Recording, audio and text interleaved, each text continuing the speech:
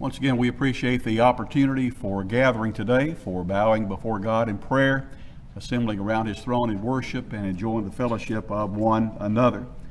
As Adam mentioned, Tandy is not able to be with us today. She got ill yesterday, had 102 fever.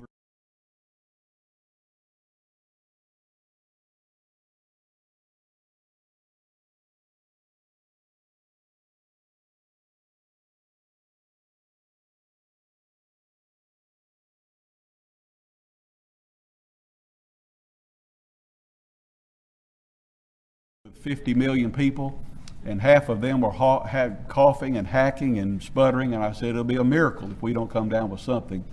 And I guess we brought something back from down there. But anyway, had a good time, glad to be back. But again, I'm going to stay up here. I'll allow you to enjoy the Christmas festivities afterward. I'll head home to check on her. Adam has not been around us much at all, so I don't think he's been exposed to whatever this may be, just hopefully just a small virus. We are talking this morning about the young men shouting, the young shouting, and the old weeping. We've been talking about shouting a lot lately. Last week, the day the shouting stopped, and today, young people shouting. We were at Disney last week, and I bought a bottle of water from Disney, and I shouted. One bottle of water, you can get 48 bottles of water from Walmart. The 48 pack cheaper than one bottle of water at Disney. And so the good thing is they will let you take in snacks and drinks, and so we bought Walmart water after that and took it in and drank it. Shouting, a lot of shouting taking place. We're going to be looking at Ezra chapter 3. Adam read that for us a moment ago. Ezra is a book of the Bible that I fear a lot of folks are unfamiliar with, and a lot of folks have never read. And I'm not saying that's a salvation issue, but there are great lessons we can learn from the book of Ezra. Genesis through 2 Chronicles trace the ups and downs of the people of Israel. Israel was supposed to be God's holy nation, and yet they strayed, and they wandered from what was right time after time, until God said, I'm going to turn you around by sending you into captivity. Israel to the north went into Assyrian captivity. Not long after that, Judah to the south did not learn from her sister up north, continued in her evil, and so God sent Babylon to punish Judah to the south. And so the Babylonian king Nebuchadnezzar came and invaded and subjugated Israel, and Israel continued rebelling, and so in 586 he had enough. He came with his army and he absolutely leveled the city and the temple, carrying off the treasures of the temple back to his home and enriching his coffers there. So for the next 70 years, Israel lived in captivity without a temple where they could worship their God, without the feast and the sacrifices and the rituals that the law prescribed. They were without all of that for 70 years. We know, of course, from history that Babylon did fall, that the Medo-Persian nation did arise, and God raised up a nation to overthrow the nation that had overthrown his people. God has an ironic twist to his way of handling things from time to time. So Babylon fell to Persia, and the first king of Persia looked with favor on the Jews and said, if you want to go back home, go back home. I'll allow you to go back home. In fact, I'll fund your going back home if you want to go back home. And so the Jews, at least some of the Jews, said, yes, we want to go back home. But most of them did not. Most of the Jews said, we want to stay in Babylon. And you may wonder why. Well, for one thing, going back home meant a lot of work. You've got to rebuild everything from the ground up because everything did lie in charred ruins. A lot of work to get everything kicked back started to worship and to living and to protection around the city and so forth. So the majority of Jews, some 2 to 3 million Jews, only about 50,000 said, we'll go back. We'll go back to Jerusalem. And the rest said, we're not going to take that 900-mile journey and do all that work. We're just going to stay here in Babylon. There's a good life here. So why go back and endure all of that? But again, 50,000 said, we'll go back. They went back in 3 different stages. The first group, the largest group, went back under the leadership of a man named Zerubbabel, and they came for the purpose of rebuilding the temple. A few years later, in 480 or 458 BC, Ezra, again, that's the one writing the book for which our text is taken, they came back, and their purpose was, since the temple was about to be rebuilt, we need to get the worship started once again. And the third group came back about 14 years later under the leadership of Nehemiah, and their job was to rebuild the walls around the city of Jerusalem. We studied Nehemiah a few years back in a biographical series of studies. But when we come to the book of Ezra, again, Jerusalem does lie in ruins. The promised land is a plundered land, as one put it, and so the temple and the ruins are simply lying there. And so our text records the laying of the foundation for the new temple. Obviously, before you can build a building, you first must start with a foundation and lay a proper foundation. That's what this is all about. Now, when the foundation was completed, there were different emotions expressed on that occasion. Now, for a lot of Jews, it was a time of joy. Again, many shouted aloud for joy. The young were shouting. It was a great achievement to at long last at least see some progress made in getting the new temple built. The foundation is laid. But there were others on that same day, on that same occasion, who were not shouting for joy, they were crying. They wept with a loud voice. That also from Ezra chapter 3 and verse 12. So we've got one group, they're shouting and they're praising God that the foundation has been laid, but another group is sad and they're weeping about all of this. And we ask why? Why the two different emotions? And the Bible gives us the answer, and we'll look at that in just a moment, as we also transition to some principles that can help us in the church today as well. Our objectives are three in number. First of all, we're going to talk about the ghost of the past, Ezra 3:12, the gifts of the present, Ezra 3:11, and then we'll turn to the book of Haggai and look at the glory of the promise. All this taking place about the same time period. We'll cover these in order. First of all, the ghost of the past, Ezra 3, verse 12. But many of the priests and Levites and chief of the fathers, who were older men, that had seen the first house, that is the first temple, when the foundation of this temple was laid before their eyes, wept with a loud voice, but many shouted aloud for joy. Again, when it speaks of these being ancient men or old men, they would have had to have been old men to have seen that first temple. Keep in mind, they've been in captivity 70 years. It's been 70 years since the first temple, had been destroyed. And so for men to be living to remember that first temple, they had to be ancient or older men. And they're weeping. And so they look at the foundation, and it is for them a time to reflect, to sort of go back to the past. And these older men remembered again this first temple.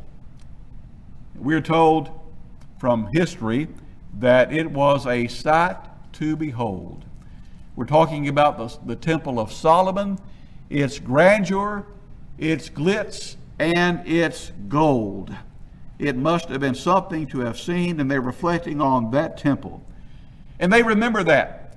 They remember when God was with them and all was well, when that temple was one of the wonders of the ancient world.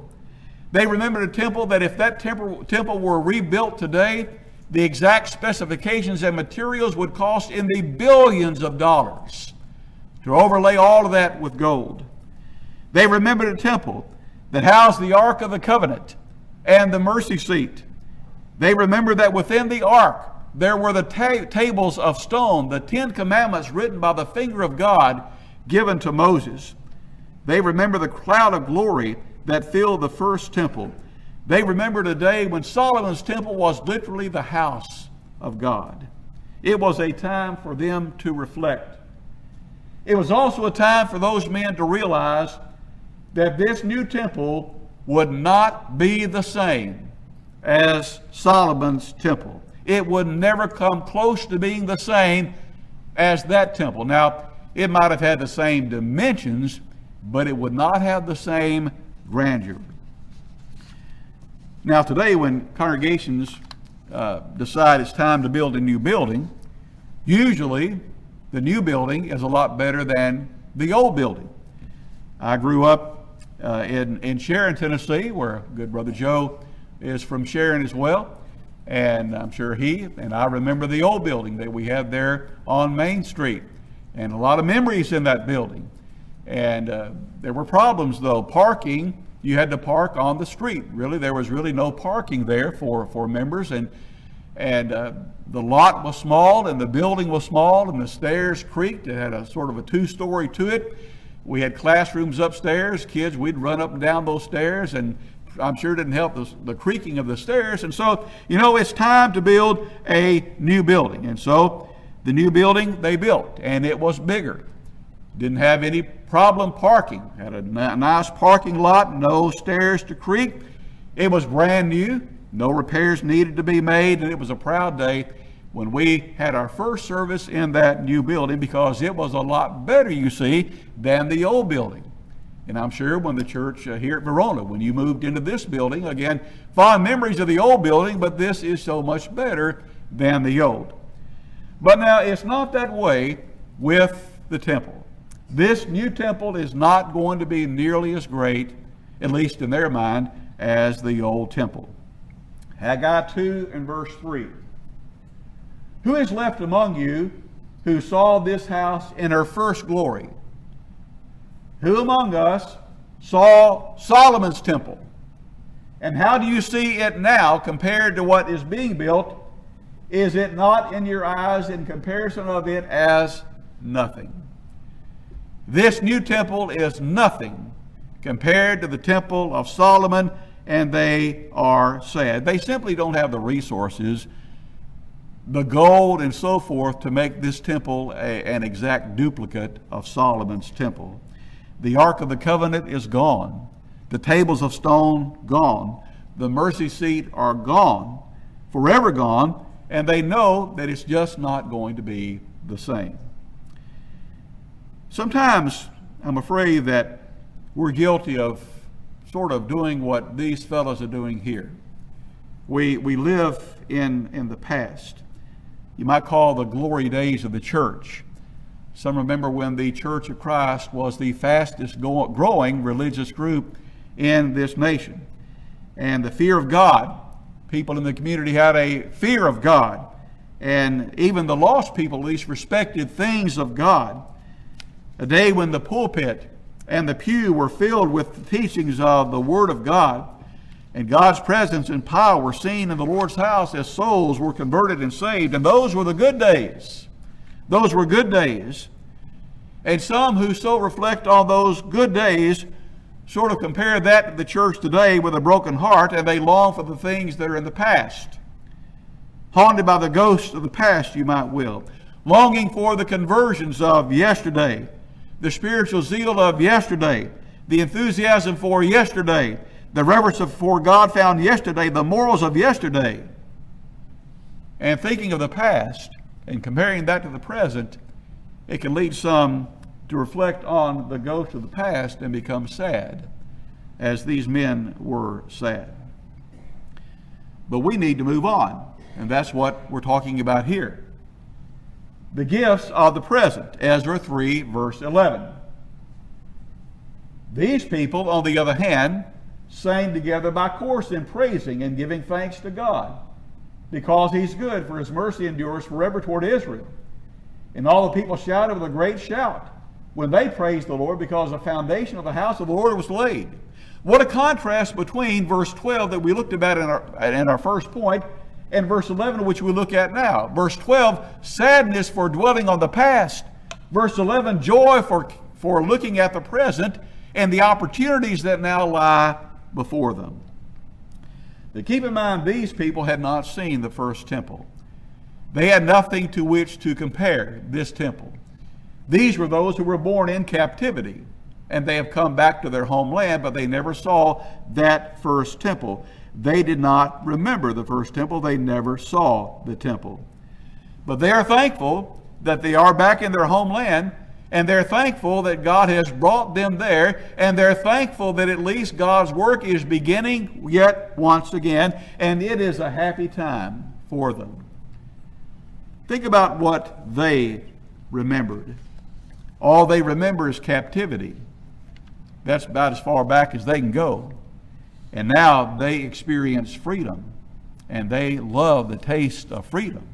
That's what they remember. What they realized in the second place, these young people might not have remembered the old days, but they could see that a new day of opportunity has dawned, and they embraced this wholeheartedly. No frame of reference as to what happened in the old days.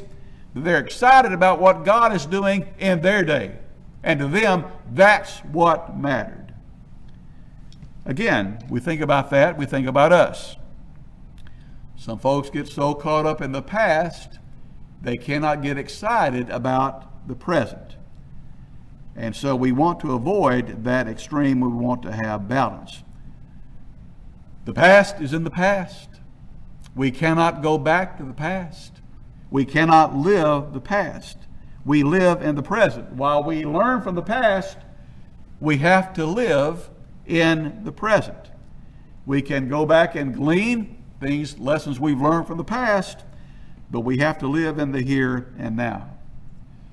Folks, the same God who was the God when Solomon built his temple was the same God, the God of this temple. God had not changed in the least. The same God in the old church building at Sharon was the same God in the new church building at Sharon, the same God at Verona, old church building, same God here now. Same God in the 60s when the church was growing by leaps and bounds is the same God in 2022 when the church might not be growing nearly as much as we would like, but God hasn't changed, is the point. We need to look at how and where God is working today and be thankful that we have opportunity to serve Him today. Don't get trapped in the past, and don't miss what God is doing today. What God was doing in our great-granddaddy's day is the same thing that God is doing today. Jesus Christ the same yesterday and today and forever. Hebrews 13 and verse 8. But now there's a problem here. A lot of enthusiasm with these folks shouting and happy that the temple foundation has been laid, but inexplicably the work on the temple was halted. For 15 years, the foundation simply did lie there. And the people went about building their houses and going on with their lives and doing what they wanted to do. And for 15 years, all that was of the Lord's house was a slab of a foundation, and that was it. And so, the rebuke in Haggai chapter 1. Second year of Darius the king, the 6th month, first day of the month. Word of God came by the hand of Haggai the prophet to Zerubbabel the son of Shealtiel, governor of Judah, to Joshua the son of Jehozadak the high priest. Thus saith the Lord of hosts. God's got something to say, and it's not good. These people say the time has not yet come to rebuild the house of the Lord. Then the word of the Lord came by the hand of Haggai the prophet. Is it time for you yourselves to dwell in your paneled houses, while the house of God lies in ruins? You built your structures to live in, and you've neglected the temple for 15 years. Now, therefore, says God, the Lord of hosts, consider your ways, and the implication is, get to work. Get to work. Now, those who were looking back fondly failed to move forward in the things of God. Those who've been excited about what God was doing in their day also failed to carry this out to completion. And they drug their feet these many years. And so, again, to reemphasize the point, we can sit, we can look at the past, we can long for the old days, we can dream about the way things were and get absolutely nothing done for God in the present. Sometimes as we grow older, we become more set in our ways. We're so attached to the past, we don't want to learn anything new. I've told you about Mama Cox before, my grandmother. And her black and white TV went out. We got her a color TV, and she hated the color TV. We had to turn the color off so she could watch her soaps in black and white. Didn't want to change. We don't like to change. And people are like that. And it's sad to say, though, it's when we're like that in the church, and we really halt the work of the church by living in the past. And we don't want to make the mistake. We don't want to drag our feet. And we want to commit our lives to the Lord and be dedicated just as much today as we've ever been. Even if others aren't, we can still be dedicated because we have to answer for ourselves.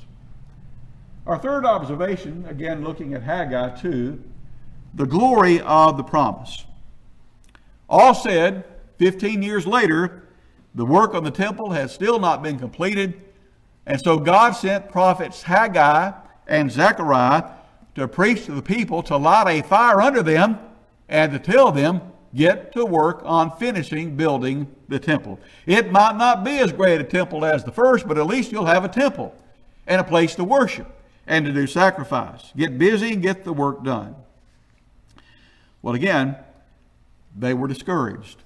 It's easy for us on occasion to become discouraged, but God is still God, still on his throne, and still very much in control, as he's always been. God gives the promise, a number of promises to them to, again, get this work kicked back started. The promise of his presence. And so Haggai 2 speaks of Zerubbabel, the son of Shealtiel, and we've read that, who's left among you who saw this house in its former glory. How do you see it now? Nothing in your eyes? Well, be that as it may, you be strong, declares the Lord. You be strong. We talked about that in Bible class. Adam talked about that in 2 passages. Here's another. Be strong, people of the land, declares the Lord. Work, because I am with you, declares the Lord of hosts. Again, I am with you. This temple might not be as great as the first, but I'm here. And that's all that matters. God gives us that same promise as we sit here this morning. He promises he will never leave us. He will never forsake us. Hebrews 13, verse 5. He'll be with us to the end of the age, the end of the world, Matthew 28, verse 20. Carry on is the idea, because God is here. The promise of his peace. According to the covenant I made with you when you came out of Egypt, my spirit remains in your midst. Fear not, do not be afraid. I am still with you. Things might not be as great as they once were, but I'm still with you is the idea.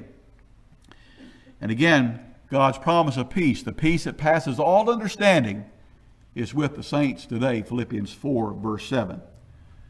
The promise of his power.